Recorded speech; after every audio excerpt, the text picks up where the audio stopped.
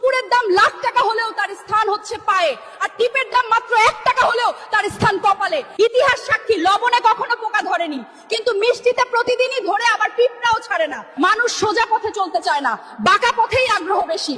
তাই তো মদ বিক্রেতাকে কোথাও যেতে হয় না, কিন্তু দুধওয়ালাকে বাজারে দাঁড়ে দাঁড়ে ঘুরতে হয়। আমরা সর্বদা দুধ বিক্রেতাকে বলে থাকি, দুধে জল মিশাননি তো? আর মানুষ মদে জল মিশে খায়। আজ পর্যন্ত মানুষকে এতটুকুই চিনলাম। কচু পাতা দেখেছেন নিশ্চয়ই, ওপরে সবুজ আর ভেতরে চুলকানিতে ভরা। ঠিক তেমনি কিছু মানুষ আছে, বাইরে থেকে দেখতে ভীষণ সুন্দর পরিপাটি, কিন্তু ভেতরটা আবর্জনায় ভরা। সাপ দুধ খেয়ে বিষ উগরে দেয়, আর গরু ঘাস খেয়েও দুধ দেয়।